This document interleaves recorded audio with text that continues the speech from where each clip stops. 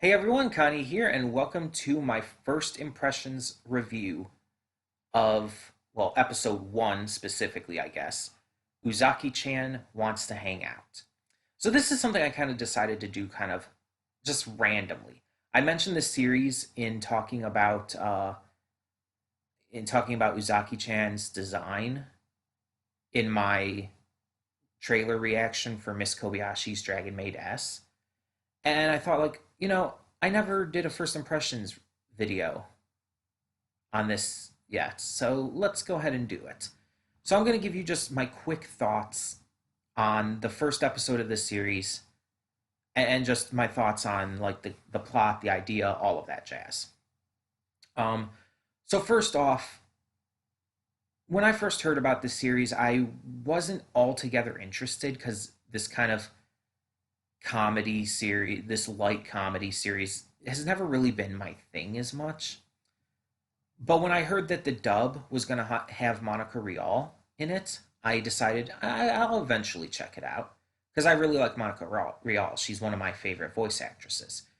She's Balma, she's Sue in My Hero, among many, many other roles. Those are just two good examples.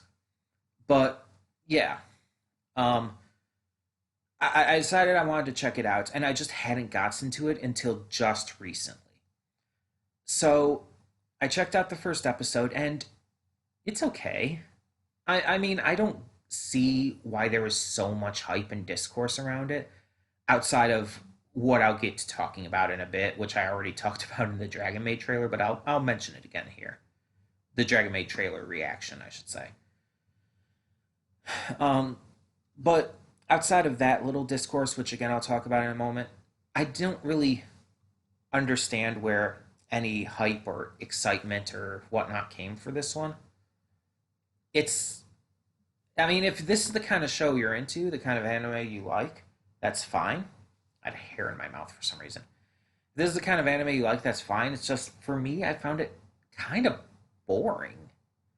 Like, it's not necessarily bad by any means, it's just not interesting.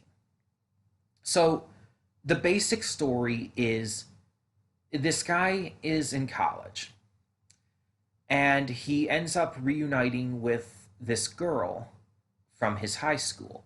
The girl is a kohai to him, which basically means she is a junior to him. He's her senior. He is her senpai. So she is just starting college. She's 18 years old at the very beginning, but it time skips like a year later, pretty much instantly. Um, and she is very high energy, very ridiculously goofy, and doesn't seem to understand not common sense, but more so personal space and whatnot. Realizing she knows him, she goes up to him and she starts like obsessively hanging around him. To the point where like she kind of forces herself into his life, and they end up in the first episode. They go to like a electronics store and stuff, and go to a movie.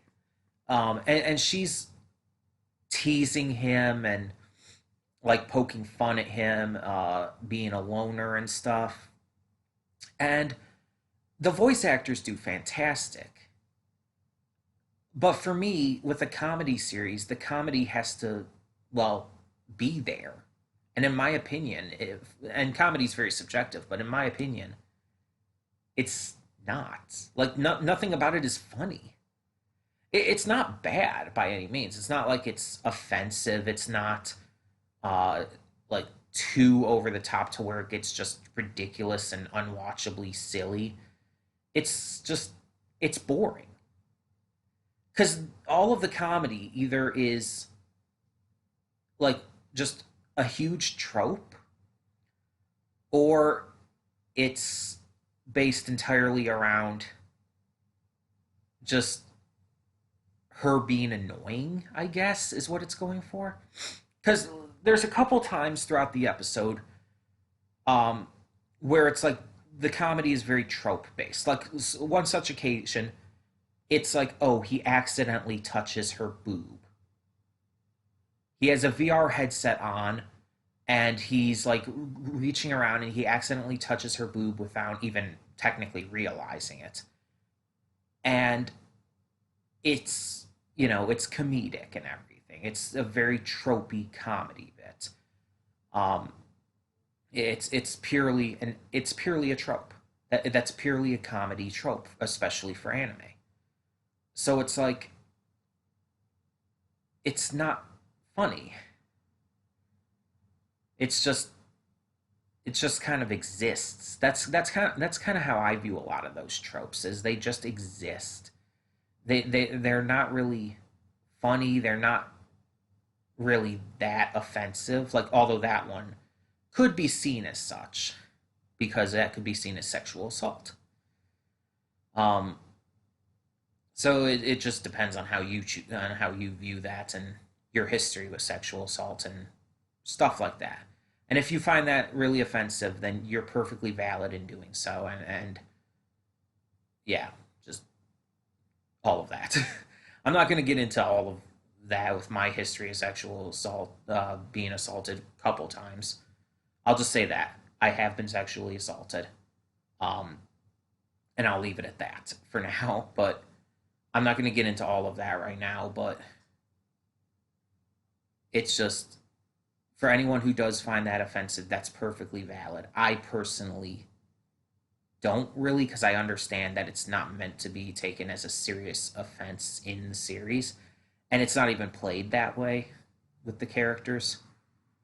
Um, so that's kind of how I personally have viewed it. Anyway, though, and then a lot of the other jokes again, it's just Uzaki kind of just being like annoying, making fun of him for being a loner, and just kind of like coercing him into stuff and whatnot. That's really all it seems to be. And I don't know if it changes throughout the series. I don't know if like the type of comedy and the different jokes and whatnot. I don't know if it like changes styles or evolves or does other things. I don't know. But it just wasn't that interesting to me. The characters, like I said, the voice acting's good, but the characters are just bland as well. They just don't do anything for me. Uzaki's kind of cute at times, but most of the time is just like there. And again, she's very she's very tropey, so it doesn't really do anything for me. And the main male character, I can't even remember his name. He was so generic and bland that he just did not leave an impression on me. But then there is the discourse between people about whether or not Usaki is sexualizing children. And again, I talked about this in the trailer reaction to Miss Kobayashi's Dragon Maid S, but I'll mention it again here briefly. My view is that no, that's not what's going on at all. Because one, Uzaki is canonically an adult. Two, there are adults who have that body shape, including the big tits, and they have even stood up to the people complaining about it. These people with this actual body shape, cosplayers or even otherwise, have actually been standing against the people complaining. So there's that as well.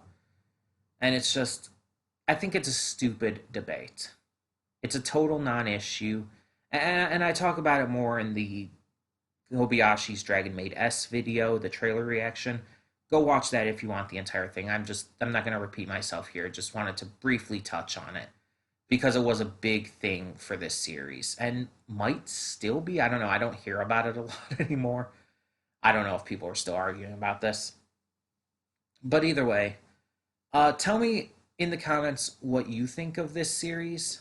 Um, no spoilers though, because I might still continue on for now, just to continue to give it more of a chance to grow and everything. But tell me what you thought of it, at least as of the first episode. And yeah, I'd like to hear your thoughts without any spoilers. um, But either way, thank you so much for tuning in. And for now, I'm Connie and I'm signing off. See you all next time.